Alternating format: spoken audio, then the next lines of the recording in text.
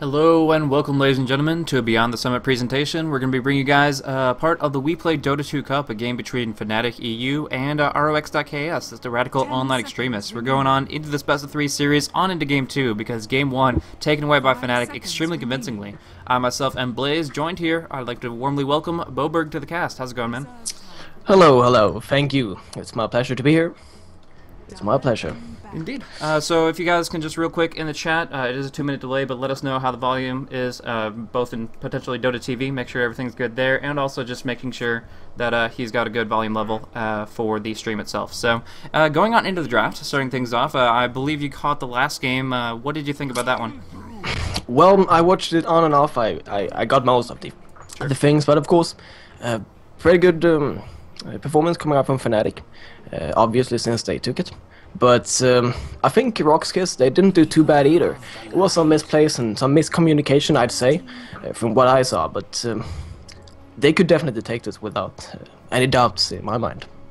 Yeah, and now we do see that Fnatic is actually at full strength. They were running a stand-in on the Keeper Light previously. Now Fly is now in the drafter seat, going to be filling in to kind of put them at full strength here. So starting things off, they ban out the Nyx Assassin and the Lifestealer, pick themselves up the Lone Druid as a first pick. What do you think about a first pick Druid?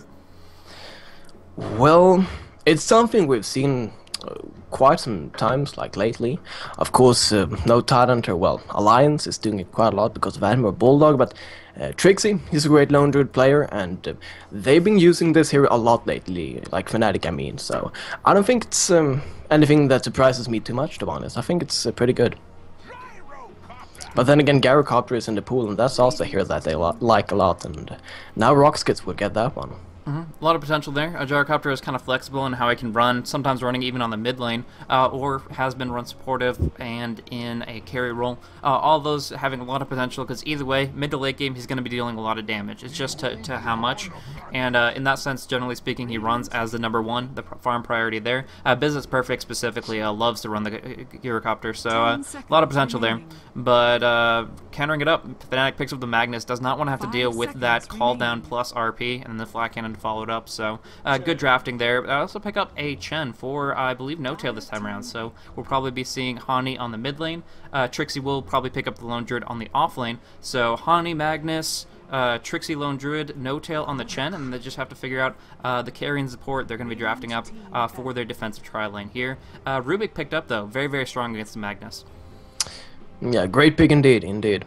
But I like to see the Chen here. It's always a pleasure to watch No Tail on that Chen. Of course, he's fantastic on micro-intensive heroes. And I don't know, did you watch the finals of the defense? Yeah, definitely check that out. That was pretty interesting.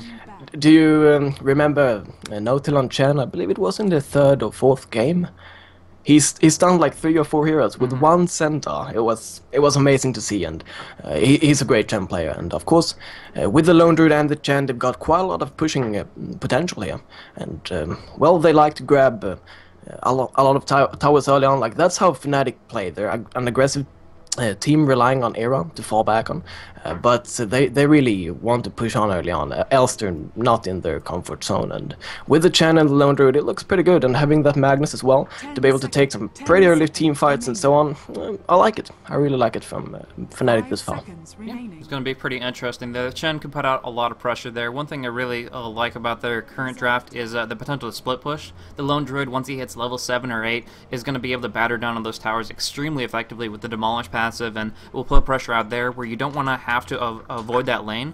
But at the same time, if you don't put emphasis on the bottom lane, Chen's going to accomplish the exact same thing down there. So I could see some heroes that could go for pushing prioritization, like a Leshrac, or something that could set up the Chen's creeps. Like if you don't get an ensnare, it's actually really hard to set up something like a Split Earth. So more commonly we see something like a Shadow Demon drafted up, where you can go ahead, go the Disruption, follow it up with the Centaur Clap or the Hellbear Smashers stomp there, and that can do a lot. So I think that's going to be pretty much their high priority systems there. But when it comes down to team fights, the big thing is Hani not giving away that reverse polarity. If he even just gets a one-man RP and then covers it up without getting disabled, he's going to feel pretty confident about them winning the team fights, at least thus far. RoX could draft harder in the team fights, but right now, as long as Rubik doesn't get the best steals off, not that scary, and Keeper Light can only do so much with that Illuminate.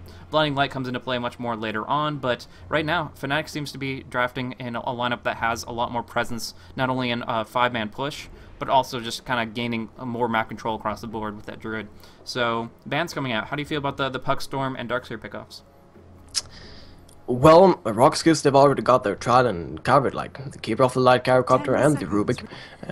Great Trident in itself, and Fnatic, they just been out solo heroes that they're afraid of. It's that simple, I think, and of course Puck he's been played a lot lately, and like he's extremely strong, and it's a very understandable ban, yes, because it's Puck, and Darkseer, of course, also a very strong hero. Storm Spirit, I don't know. To be completely fair, I do not think RoX.KiS would pick the Storm Spirit here, but hey, it's possible, of course. Yeah. It is. And yeah, go on. It is something that Solo's run in the past, and I think the biggest deal there is they don't want the Magnus disrupted. Very commonly you can see a Storm just balling in to put Blink Daggers on cooldown, and that tiny 3-second time frame can actually be a pretty limiting factor there. So I would definitely say if they don't want to have to worry about Hani having issues getting his initiation off, then the Puck and the Storm are two heroes that I think they benefit a lot from taking out, because think about the mid heroes now. What do they really have to bring to the table? I mean, something that's going to be a lot slower, that's for sure. I'd like to see the Queen of Pain for RoX.KiS here. Sure. I think that would be pretty good here. It's a good, it's good against Magnus in the mid lane, and just getting some more team fighting potential. As you spoke of, Fnatic, they've got a great pushing-oriented lineup, and they can also take the early team fights, and with Magnus, RP, and so on, and also having that Chen for the ultimate. I think RoX.KiS, they need something more to couple up with the cooldown, and the cooldown is of course going to slow. The Sonic Wave should be able to land pretty good, and of course Keeper of the Light channeling the Illuminate, and you know, that's going to be a lot of damage. It's but at the same time, RoX.KiS, they kind of lack a disable, I'd say. Sure, they've got the telekinesis from Rubik, but they need something more than that. And that's maybe why Fnatic banned out the Storm Spirit, because of course that Vertex, it's a disable, and it would actually work out pretty good, if you ask me. Interesting pick on the bench. I really like this, actually. I was talking about the Shadow Demon, having Sponsy setting things up, but Vengeful Spirit has that potential very, very much as well. Magic Missile, great on target. There's not going to be an invisibility hero to disjoin it just yet, and the swap can pull people into a bad position there. So combining those together with a little bit of aura cleave, you have the Vengeance aura, you have maybe a attack speed aura from a Centaur Conqueror. Those kinds of things can go hand in hand to get that push going really early on. A little gimmicky with some early push, but you know, gimmicks never hurt, and getting an early gold advantage with some tower kills could be very, very good for Fnatic to break on into that mid game. But I definitely, like I said, RoX banned out the Shadow Demon I already mentioned, but also the Juggernaut, which I think would have been Fnatic's end-all be-all pick. Like, if they picked up the Juggernaut, they would have had Healing Ward for the Lone Druid Bear. It would have just kept it up indefinitely, and along with that, a great carry that has his own push potential in of himself. So I think that would have been a very strong pick for them, and RoX very, very smart to ban it out. But otherwise, yeah, Vengeful Spirit is on the board, and we'll have to see for that final carry selection. Yeah, and I really like this Vengeful Spirit. Of course, it's something that has been played with the Chen a lot. If we go back like 5 or 6 months ago, I mean, no, even more than that. Yeah, maybe a year even. Vengeful Spirit and Chen was played together all the time. And of course, Juggernaut, as you said, would work perfectly with this. And Fnatic, you can clearly see that they are looking for, well, a push-oriented lineup, early game oriented. Give some space for Lone Druid to farm up. Of course, Trixie most likely gonna take the LD. Now also see the Queen of Pain here. And I really like that. As I mentioned, great midder and overall good hero. I like it. An Alchemist.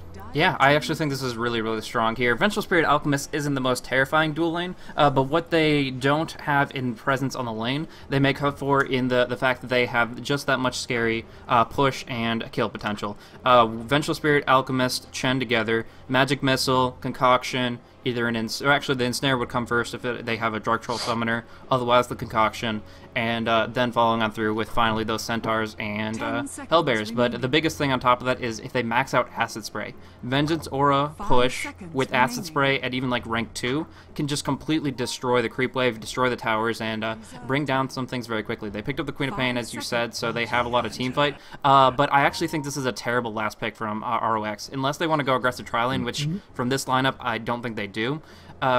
Picking up the Bounty Hunter here, he's the one hero that has absolutely no push potential. Actually, there's a couple in the pool, but in this situation, Bounty Hunter, literally he's a 100% single target. If they push down the tower, there's absolutely nothing he can do. Bounty is great for getting track kills in the mid game, but if Fnatic already has a huge advantage in the mid game, and Bounty Hunter doesn't really get much of an early start, they're going to have trouble reinforcing things. So RoX, I gotta say, at best, this is an optimistic pick of the Bounty, in my opinion. I do agree. I'm surprised as well. Like, I really do not understand what they want to do with the spawn down. Of course, as you said, if they can get those track kills, that's gonna be fantastic. But Fnatic, they've got the more push in the early game, and right now I just see them taking control of this game, and then it's gonna be so hard for a bounty hunter to actually get those tracks. And of course, they've got a Queen of Pain and such things to do some ganking, and they could potentially have this work, but yeah, I think it's a little bit strange indeed. Yeah. So pulling him a lot of regeneration at least. He is going to have a... Actually, no, that's all himself. He's 100% just buying out hardcore on regen. They give him the wards, and then he's just going to raring to go to try to survive on that offlane. But I guess we can go ahead and introduce the teams. Do you want to pick up Fnatic or RoX? I can take Fnatic. So, on the Chen here, we've got No-Tail, of course. As we said, he's a great Chen player in an era. Gonna take the Alchemist, of course, his normal hard carry role. And the Fly will be playing the Vengeful Spirit, and this is something I like. Like, Fly, back in Han, Fly played the counterpart of Vengeful Spirit being Andromeda, like, all the time. He was considered the best Andromeda in the whole community. So, he's of course very good with this hero. But for the mid lane, we've got Hani on the Magnus, and in the top lane, of course, Trixie taking the Lone Druid. So yeah, he's going to go on the off lane there. It seems like he'll have an okay time for a little bit if he can manipulate the creep wave. There's not too much that they can do to prevent his bear from roaming on about, so he can really control things a lot better. I'm surprised that Dread actually didn't use his observer wards in the normal fashion. He has 2 obs wards that he gives right back over to Yol. He puts it up on towards the bottom rune spawn, but what they accomplished with this, despite they have control of the rune, they're still going to leave these spaces open for Chen. We actually see a couple sentry wards coming out from No-Tail just in case the bounty hunter was roaming around kind of feinting it out.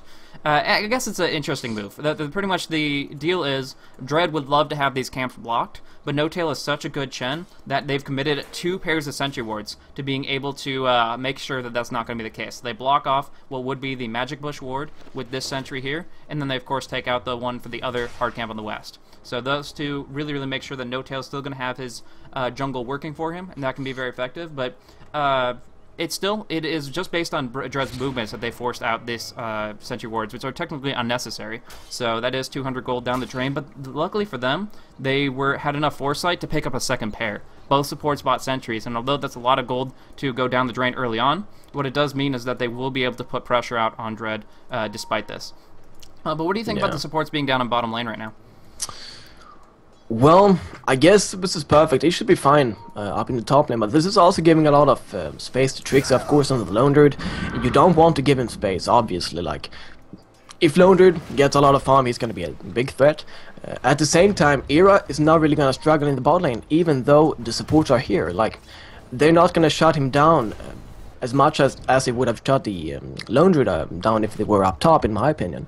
I just feel they should not have them here and let Dread try to get whatever he can, just sit in the invis, get experience, try to get level 6, and after that maybe head for the mid lane, try to get some ganks and track kills going, but I'm not sure if I agree with this choice. As you can see right now, they're not getting anything out of it. Yeah, exactly. It's going to be more and more difficult for them, and right now, Dread can't even, like, sit on the lane to get any creep kills. Like, right now, he's still sitting in 0 experience. He's trying to mess around with the jungle, try to screw things over for them, and disrupt the actions of the Chen, but it's not happening. He's still sitting at level 1, and that's going to be a very delayed track. We do see this flanked again coming on in, looking for an opportunity on towards Rubik, but as slowly as he may be, he's still quick enough to get on out of there. Bottom rune spawn is going to be a haste rune that will be picked up by the bounty hunter, so Dread will be able to roam on about with that a little bit here and there. Could technically snipe off the courier, which is still ground in the mid, but he has no idea about that, and so he's just going to head on through. Actually visible underneath this ward. They have observers and sentries, and they know what he's capable of, even though, honestly, it's a level 1 bounty hunter. What's he going to do? So, not a big deal either way. Exactly. And actually mid lane, Solo is having the time of his life, basically. 13 for 9 up on the Queen of Pain, while Magnus, Honey, sitting at 4 for 0. Now Dread coming in here, doing some harassment, so just gonna scoop him. Oh, this might be the first blood, and it will be. So, we doubted this bounty hunter, but man, we were wrong. He gets the first blood for RoX.KiS. But to be honest, I think Queen of Pain would have gotten it eventually alone, but yeah. Yeah, she's winning the lane, like you said. She's winning the lane either way. But in this situation here, it's more than just harassment. It's that extra few auto attacks, adding that on in it. It's almost like playing like a Nature's Prophet right there. They jumped him on in where he didn't expect to be, and just added a few right clicks. With that, they were able to actually get a lot. And you know, now Dread is level 2. He can commit a Janata, do a little bit of trading with No Tail, and with a low roll on the Test of Faith, they have to commit the Ensnare. Now the Magic Missile to try to burn him down. Wave of Terror reducing his armor. He's taking a lot of hits right here. Will it be enough though? With the Invis, they pop out the Sentry Ward, but they cannot keep him in range of it, and he does get away with 75 HP. So in this position here, two things to keep in mind there. Bounty Hunter has a great base armor of 6, so that -2, he just shrugs that off completely, and he has a stout shield on top of that. The right click's doing nothing to him here. He keeps the mana up with the nearby Keeper of the Light, and honestly, he's still, I mean, he's not doing great, but he's doing fine, and he was able to commit and put pressure out on the mid lane, which means they're winning at least one of their lanes very convincingly. Yeah, and of course that's a wasted sentry once again. Chen not having a single one. Is trying to want to fly. No, they have no sentries right now. And of course, like this sentry down here, of course, it will help No-Tail to some extent while he's farming this big camp just on the side to it. But it's not really going to be a big deal to have that ward. So it's kind of a wasted ward. But Dread is still level 2. He's still level 2, and Rubik has managed to get some experience in the bottom lane, and Keeper of the Light is also level 2. Yeah. The one thing I don't like about this, though, is that Alchemist is still finding farm. Era has gone for 2 in Goblin's Greed, or Grievous Greed, or whatever the heck they feel like calling it right now, and he's able to pick up plenty of farm here. He's sitting at 22 CS, not the best for Era. He is under pressure, and you can tell that by his current CS, but he's still keeping on point, and he's probably still, as far as GPM goes, yeah, above the Gyrocopter. So when you have a dual-core lineup, and you're currently overcoming the GPM of that primary farmer for RoX.KiS, you're actually going to be doing perfectly fine. So I really think that unless they put more pressure out on Era, that it's still not really getting that much out of their current lineup. Yeah, and like Era's getting free farm basically, as you said, and Trixie's also looking great. Well, to some extent, he's looking decent. Actually, I'm a little bit surprised he's not doing better up here. Like 20 last, it's sure, but he's up against a solo Gyrocopter. They're going under the tower here. That was a little bit too much. One more right click coming on in. It won't connect though. The Invis gets him out of range with 25 HP. But they did force out the skewer, and he is out of mana. Gonna actually bottle Crow once more. But yeah, up top, Trixie losing out to the Gyrocopter in CS right now. I mean, he's kind of closing the distance. It's not a massive advantage, but it's something. And it's kind of surprising that Business Perfect has been able to stay on point with this. He's a really good carry player. He's been doing so much right now. Actually, barraging down on No-Tail, getting some good damage on in there. Doesn't expect to get a kill, but wants to try to pick up this Satyr, and he does get it for an extra 140 gold. So really, really good boost for him. And yeah, he's still going to stay. As much as I was saying that Alchemist is doing better, 1v1, Gyrocopter's still doing extremely well. Yeah, and right now, of course, down on bottom, Magic Missile, charging up the Concoction for max damage, and that's going to be a kill. Yeah, and of course, Alchemist picking it up, not the best thing for RoX.KiS, of course. And Era is looking strong, already sitting with the Power Threads and the Basilisk, so not going for the Midas, I guess. Yeah. It looks like he doesn't want to go that hard into gold. I mean, he's getting plenty of gold outright. He's probably going to have rank 4 greed by 7, and I think that's probably greedy enough for him. And top lane once again. Actually, No-Tail is going down bottom again. I thought they might have wanted to commit to the push, but apparently not, because Dread was up here with the Bounty Hunter to defend, and Joel has actually also rotated up now, and it's a little bit of a waste because Trix ain't there and no tail ain't there either. Like, there's not much y'all can do up here. Maybe get a creep pull or something, but except that, there's not really much you can do up here. Yeah, the one big thing, the big silver lining for RoX.KiS in this laning phase at the very least is Queen of Pain. She's doing so darn well, has a full level advantage on, actually 2 levels right now on Magnus. And now Bounty Hunter's coming on in to put more pressure out. Again, it's a level 2 Bounty Hunter, he can only do so much, but just need that little extra oomph, especially since there is that Sonic Wave available. So coming on in, the wards do spot out Yol, and he should just fall back from here, giving Magnus a little bit of a safer comfort area where he can actually move forward and be vulnerable to Solo plus Dread. But it looks like Bread's going to go down on bottom and just try to go get some damage down on there because Vonscore is actually taking a few hits. Duking it with Fly, who already put 3 in Vengeance Aura, so he's done a ton of right-click damage, but not that much survivability. As we see here, he's going to get dropped very, very quickly with the Scream, taking away a gigantic chunk of their health, and that's going to be yet another pickoff in favor of RoX.KiS. Yeah, and Solo is doing fantastic on this Queen of Pain. 45 last hits, topping the charge, and 2 kills as well. I really want to see Solo try to move around now. He's got the bottle and the power threads and an old talisman. And actually, wow, gonna nice go RP high. committed. Whoa! Solo taking a few hits. Get away from this? He might just do it. Magic Stick keeping him alive. He TPs away. He actually gets out of it. They commit everything to him right there. They started off nicely, but what's the telekinesis not even used? I don't think so. Yeah, I think he thought this was in the bag 100%. I mean, of course, you drop down to Magnus 1 hit from death, you figure he's probably going to drop down in a moment, but no, the reverse polarity says otherwise, and he walks away from it. Very, very fortunate for Hani. Up on top there, Biz is perfect, dropping down the call down, trying to bring down Trixie. He should be able to get it. Yeah, that is a very, very unfortunate position for Trixie. Very confident with his previous Entangle Brock, bringing Biz so darn low, but Biz turning that confidence against him, and yeah, turning around in his favor. Swap on mid, Solo in a bad spot, has mana for Blink, but not the cooldown. 2 seconds left. Will they be able to get the right-click damage in, though? Yes, they do. Hane finishing it off and picking up a lot of missed out levels. It is split among 2 or 3 heroes, but now they can go for the push and keep their advantage rolling. This is exactly what Fnatic needs. Of course, Keeper of Light will be here with the Illuminate, but only level 3. It's only a level 1 Illuminate. He cannot really do much to prevent this push, and Fnatic getting that kill on Solo, very, very important. And of course, if they can get some damage onto the tower, that's also going to be a huge deal, and very, very nice move coming out from them. But they're going to force back, well, be forced back, I should say. Dewarding the Sentry, the Observer in mid, that's actually a pretty big deal because right now that Observer ward, especially at nighttime, makes their movements very projected. You can definitely see where they're going to be pushing, where they're going to be ganking, and so on and so forth. Fly up against Solo right here, pops the magic missile, but only rank 1 means that there might be some damage coming in. Test of Faith comes out, but it's low enough rank that I think the right clicks will be through. Yeah, the Scream to make sure that Solo gets that kill, trying to get out, but Hani and No Tail say otherwise. A lot of damage coming in, and Solo is caught out once more. Just playing aggressively in the enemy camp and trading your mid for a support, not a good exchange in anyone's book. No. And meanwhile of all this, Era is farming bottom. Of course, Dread is there to interrupt a little bit with him. And he's actually getting close to level 6. And I guess that's when RoX.KiS will really start to move around. Use the Queen of Pain and the Bounty Hunter to get some track kills and so on. But Era is still looking good. We cannot forget about an Alchemist. And he's sitting with 2.7k gold. What do you think is going to pick up? Commonly, if you get this good of a start, actually we see a swap and a dust coming on out. That's an easy kill on Bounty Hunter, delaying that track even more, getting more gold on Era as he takes the last hit here. But a lot of really Alchemists that are doing extremely well, if they have that much of a gold advantage early on, they commonly go for a Shadow Blade. It's really, really good for just putting out that aggression early on, popping off the Concoction, pop off the Shadow Blade, 1 right click with the bonus damage, and then throwing out a max duration stun. It's actually extremely powerful gank, and we actually seeing him buying it outright, 100%. Just empties out his pockets, and he's going to be able to pick that up completely, straight up. Yeah. That's going to be a lot of gank potential for sure.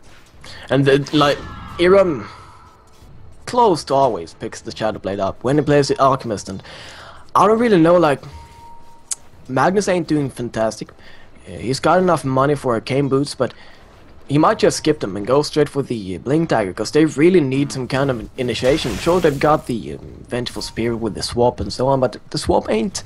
It's only 600 range on level 1, and I feel this Blink Dagger on Magnus is going to be so crucial for them if they want to take fights. And of course they do. They've got a Chen, they can push. That's what they want to do. And they really need a Blink Dagger if they want to take those fights. Still coming out actually on Holy Persuasion, so Yol might be able to farm up his jungle a little bit more actively, but depends on his micro skills. Era's actually take a stun from his own concoction. Fly will eat a bit of Illuminate damage, and in the end their attempt to bring down Bread is unsuccessful as he TPs on away. But yeah, I definitely think the Blink Dagger is going to be instrumental. No Tail getting picked off, by the way. Solo finding an opportunity there in that area by the Ancient Camp. And Solo going to find yet another kill, actually sitting at 4, 2, and 0. So, despite a couple of unfortunate deaths, has been able to put kills on the board. Actually, 4 out of their 6 kills is in the hands of Queen of Pain alone. Yeah, Solo is doing great. Sure, has died twice now, but this is exactly what I want Solo to do with this Queen of Pain. Find easy pickoffs, get a... if this actually does commit the RP, going in with the Skewer, the Fly will be able to get the Magic Missile. This is enough damage. They will be able to right-click come on down. Tracks do come out finally, but not going to change that situation whatsoever. And yeah, Queen of Pain, 4 and 3 now. Yeah, like that's of course good play from Fnatic. Shouldn't take any credit away from them, but Solo getting a little bit over his head there. And of course he couldn't really see what was up here. The vision, there is a ward even by the river here, well, by the rune spot pretty much, but he didn't know what waited up up there for him. But that's really crucial. Like, Queen of Pain really needs to set the mid-game pace for RoX.KiS, of course. I mentioned it a couple of times, and I'm gonna say it again, Fnatic, they really need to capitalize on the mid-game. Like, sure, they've got the Alchemist, and he can go slightly late, but Gyrocopter will eventually dominate an Alchemist. Sure, there is a Lone Druid as well, that Fnatic can fall back on, but he's not doing fantastic right now. He's actually doing pretty bad.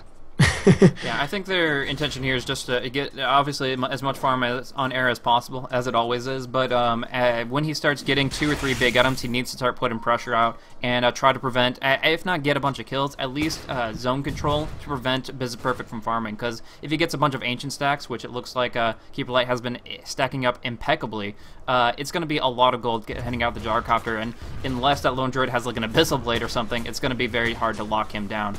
So we'll have to see. We actually see a lot of damage coming in. No Entangle procs, though. This is very unfortunate for the Lone Druid, so he needs to roll the dice a few more times, apparently, but still not going to connect. Either way, push coming in on mid. Hani picks up that Blink Dagger outright. Kind of surprised me because they don't have any Arcane Boots at all, but I completely agree with you on how really, really important it is for them to be able to engage on their terms. Yeah, I mean, well, top lane RoX.KiS doing the same, and I really like this because Rubik, of course, as you mentioned a couple of minutes ago, he stole the whole Persuasion, and they're gonna get to tower because they have those creeps. He has to push it up with, and a lot of farm for the Gyrocopter meanwhile as well. And he picked up the Shadow Blade. Do you agree with this? Like, it's of course a good item and viable on the Gyrocopter, but there's already a Bounty Hunter.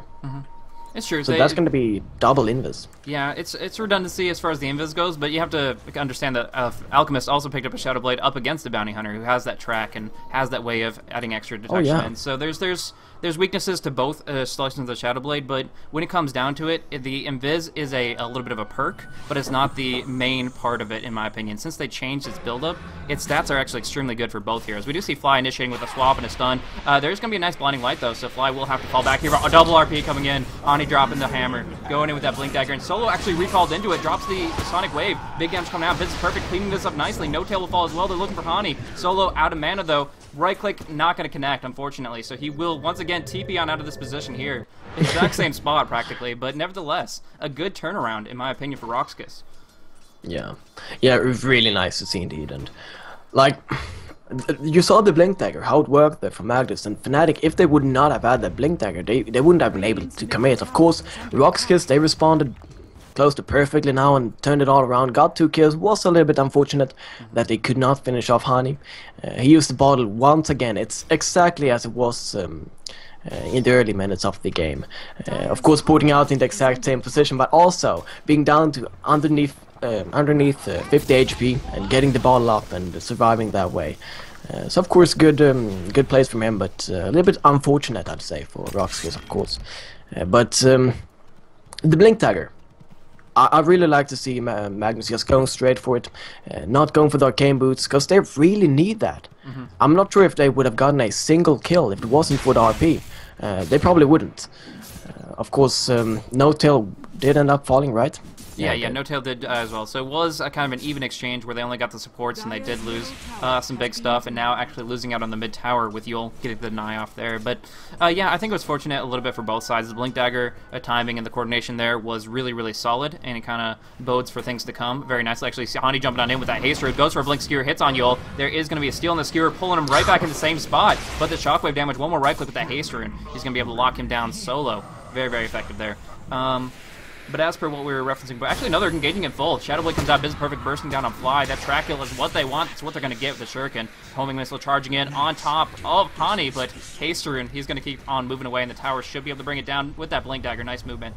And from there, just going to counter push it away. The Illuminate charging up, though. No-Tail takes it in the face. The Gear Era dropping a big concoction, bringing down Business Perfect. Good Skewer coming on through, and Hani still has the RP, but no mana, unfortunately. There's the Illuminate. There is a Shuriken trying to bring down Solo, sitting on 170 HP. He's going to turn around with a Scream, going up maybe on the high ground, dodging out the concoction. No, it connects. He gets the Sonic Wave first, finishing off the Magnus, but he himself falls. So still a 2-for-2 exchange. Back and forth, but you know, when you're trading even with a bounty hunter, those tracks are definitely going to be coming out, and they're going to be putting things much more on terms of RoX.KiS. Unfortunately, though, that did cost them their carry, and Gyrocopter, up to this point, had not had a single death, so kind of putting him in his tracks, stopping him in his tracks.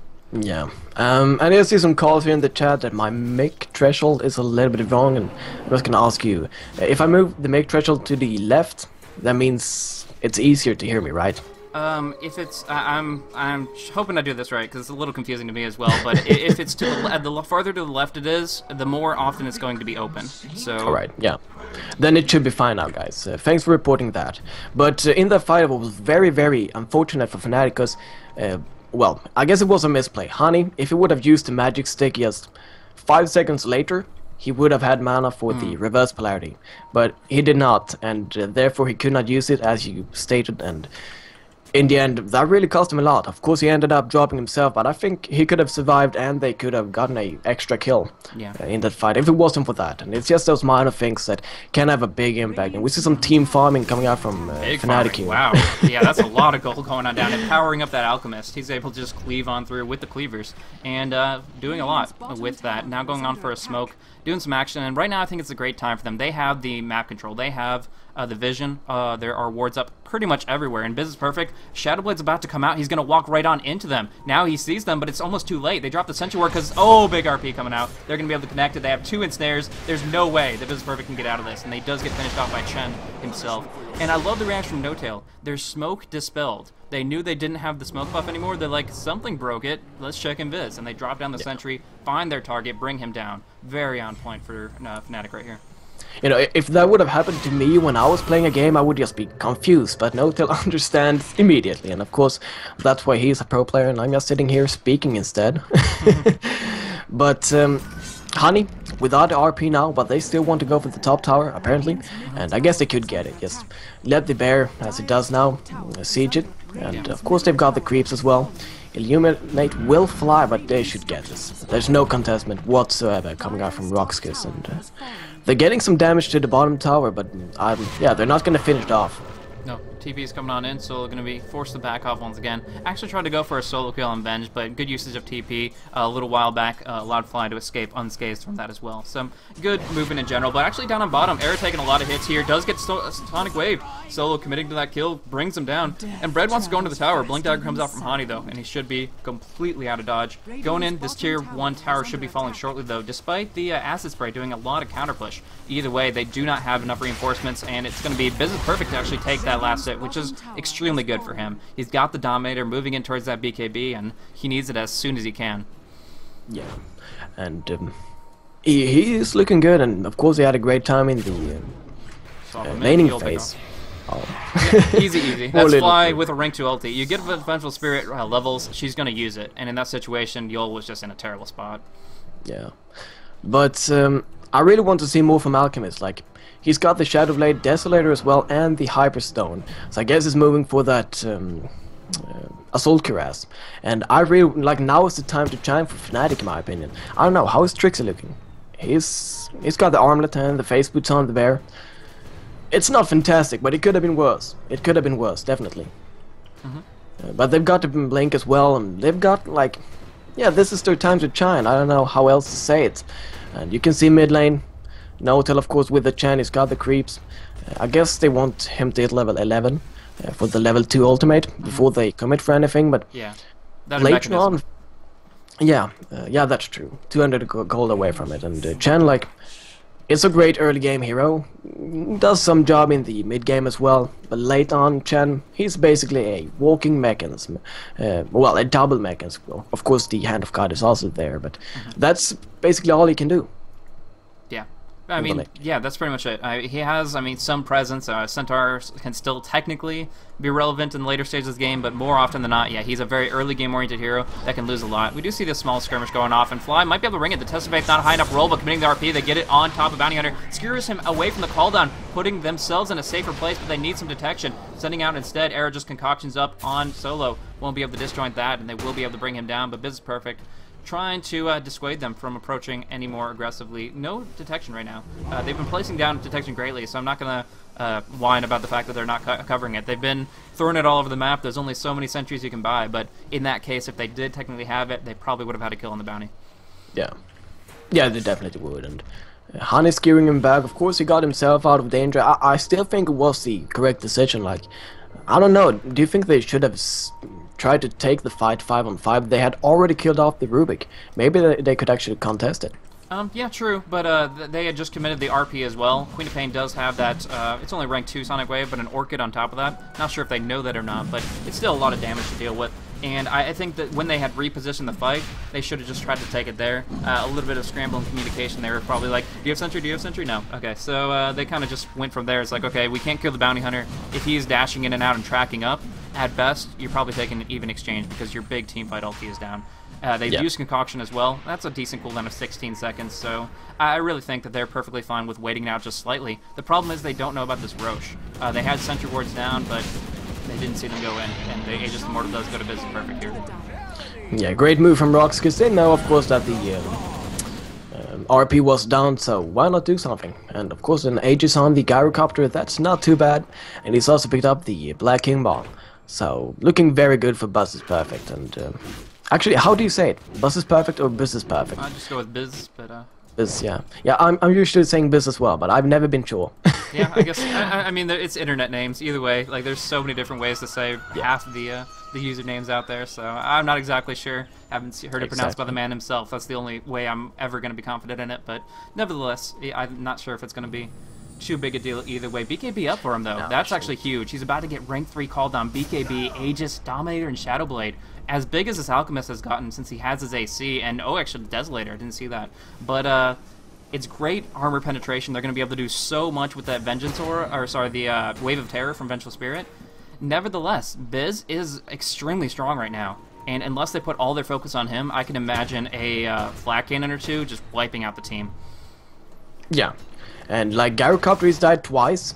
He's been part of 4 kills, so he's bad spot for Bread. He doesn't get caught out by the Skewer, but the rest of the follow through is going to be enough to connect. And Vengeful Spirit takes up that kill, and probably the tier 2 up top as well. And something we spoke of early on was, of course, this Bounty Hunter, and he's not had too much of an impact in this game. Absolutely not. He's been part of 5 kills. I don't know how many tracks has he actually gotten off. I don't think it's many at all. Probably 2 or 3 at best. Yeah. It's really actually unfortunate for him because he was slowed down so much, and now he's so unconfident. And against any other team, against a less competitive team, I guess I could say. Actually, TP Concoction coming on down. Alchemist really wants to stun up onto Business Perfect. They get it underneath the tower. Beautiful action from Era and Honey, taking out the Aegis, but can they go for more here? They don't have many more cooldowns, but the cooldown's been wasted. The Flat Cannon as well. They can actually go for this. Shadowblade, 3 seconds. BKB is up. The right clicks are there. They bring him down a second time. Beautiful play from Aaron. Gets the stun and Solo. The right clicks are there as well. They get almost 3 kills if you count the Aegis. That's an insane series of events that they otherwise, if they didn't do it exactly as that, they wouldn't have gotten the kills. Yule picked off by a nice bash proc from Trixie, but it's in a pretty rough spot when you consider the Bounty Hunter right behind him. Either way, though, gosh, Fnatic really making some big plays here. And the damage coming out from Era, like, of course, we said a lot about Gyrocopter being very fun, but Era, he can still dish out tons of damage. He basically killed off Gyrocopter in 5 swift hits, and like 5 hits, that's not too little, but considering Alchemist hits so goddamn fast with ultimate and the Assault Caress, matter of That's seconds. just not a good sign for RoX.KiS in my opinion. Exactly. I mean, he's giving them negative 11 armor. When you combine the Deslane and the Assault Cuirass, and then you add in Wave of Terror, it wasn't in that fight, but in general, that's another 5 on top of that. So negative 16 armor. It's like having half a Slaughter ulti on every single opponent.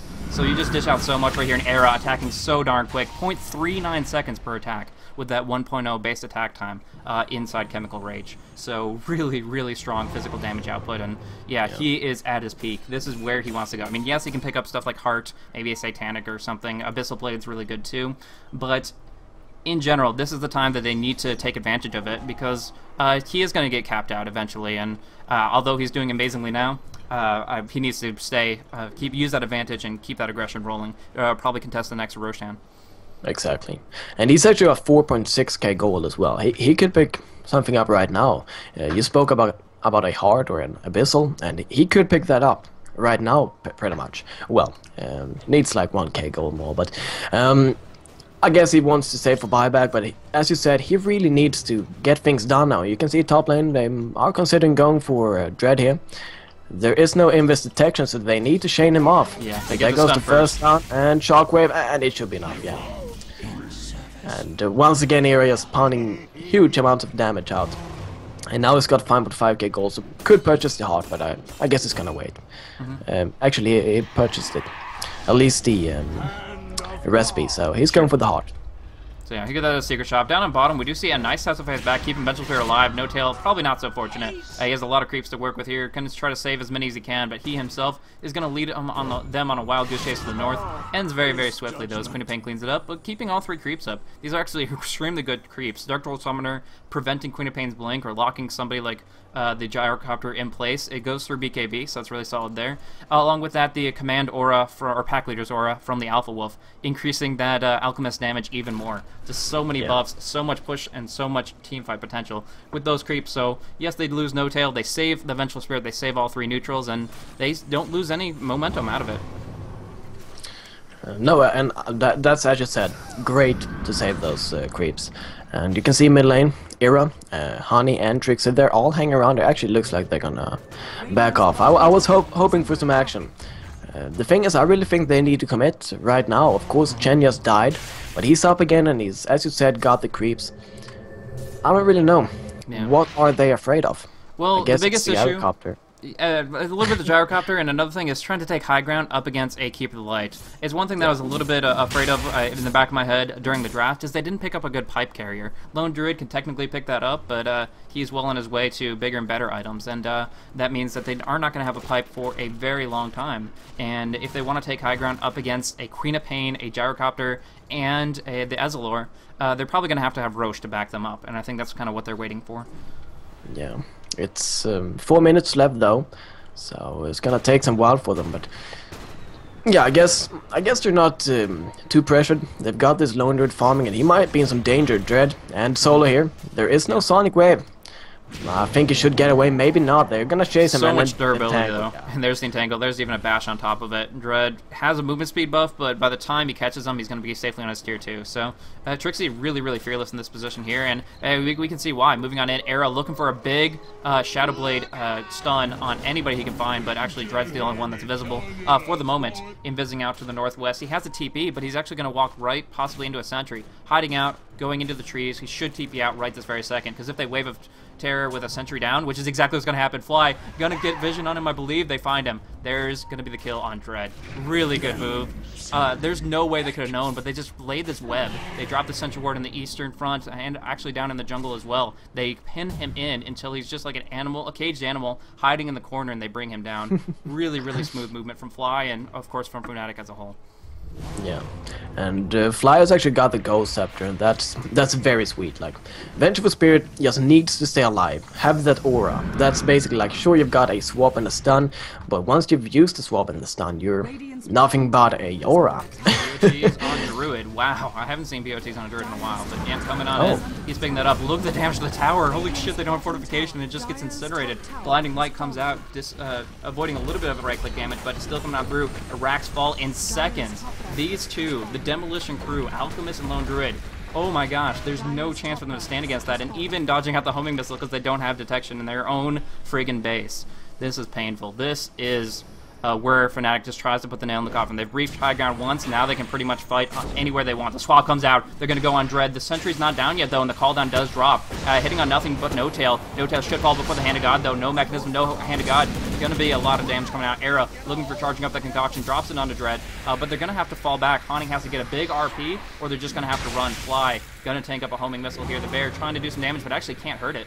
And instead, it's going to be Fly taking the stun. They're caught in place. Solo going with the ulti. He whiffs on everything. Only hits the Bear. This is perfect. Dueling that with Trixie, but the Tangle comes on through. Alchemist on the front line. There's a skewer right on into Alchemist. Ready to go. RP on Solo. He drops as well. Going for more. Yol is on the run. Has an RP. Steals it. Pops it on Era. Nice move by Yol, but is it enough? They called a good game. They know they have no chance. In this 1 minute time frame, without any buybacks on the Gyrocopter or the Queen of Pain, they have no chance to defend at least one more of their lanes, if not the rest of it. That's it. Just too strong. Fnatic take it away. A second win in this best of 3. Yeah, amazing indeed. And I was really questioning Fnatic. Like, they got the barracks, and that was sweet in itself, and they could have just backed off. But they actually, like, forced RoX.KiS to go out of the base and fight against Fnatic in the jungle without the uphill in their favor. And really good move from Fnatic in my opinion, because they know that this is their prime time. Let's try to force a fight, even though we just got the barracks. And as you saw, it turned out to be what was needed to win the game. So, nice decision in my opinion. Most definitely, most definitely. So that is it. As far as that goes, I mean, we can just check out the scoreboard, and these stats speak for themselves pretty well, with Alchemist finding 783 GPM. I love this item build. I haven't actually seen it on Alchemist. Like, so many people prioritize a Basher, but that Desolator is really, really strong. He was just chewing on through people. It combined the negative armor of Vengeful Spirit with that of himself, and even the Vladimir's +5 wasn't enough to counteract it.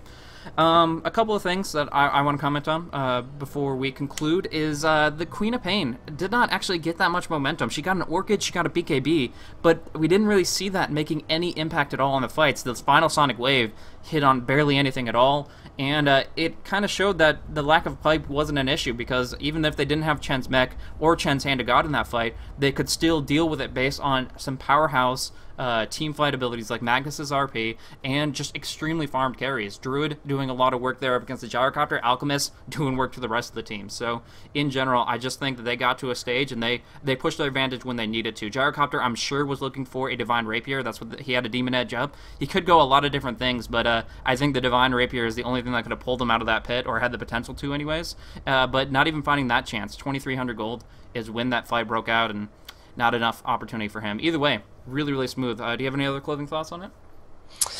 Not really, except the Bounty Hunter did not work out, and we doubted it even in the draft, so 1 for 4, so it was part of 5 kills, and you need to be part of a lot more as a Bounty Hunter if you want to capitalize on that hero. But in the end, a very solid performance from Fnatic. Yeah, most definitely. And as a result, they'll be moving on into the winners bracket for WePlay. So that's going to be them going on up against whoever beat out. Actually, I think I have the listings for that. I believe Alliance, aka No Tidehunter, did advance to the winners bracket. So that's where Fnatic will be fighting up against next. And RoX.KiS will be going down to losers bracket and going up against TCM. So thank you guys so much for tuning in, and we'll be heading on into that next match when it's up and ready. But in the meantime, thank you guys so much for tuning in, and thank you, Boberg, for coming on for the cast here. So do you want to plug your social media information and such? First off, it was my pleasure, and you can follow me on Twitter at FnaticBooberg. I can write it in the chat if anyone is interested. And you can also follow me on my stream. It's twitch.tv/Booberg. I can write that one as well. But thanks for tuning in, everyone, and of course thanks to you for giving me the opportunity to come up here and do a co-casting. Even though I'm more of a solo caster, it was very entertaining. Good game and good experience casting with you, man. So thank you so much for coming on. And if you guys want to check out me on Twitter, that would be twitter.com/blazecasting. I'm going to be doing more stuff for Beyond the Summit in the near future. Doing TPL season, actually going to be doing that in about 4 hours. Going to be doing a game for the Premier League. But for right now, thank you guys so much for tuning in, and we'll finish out the WePlay Group B action in just a little bit. So thank you guys so much for tuning in, and we'll see you guys on the next match.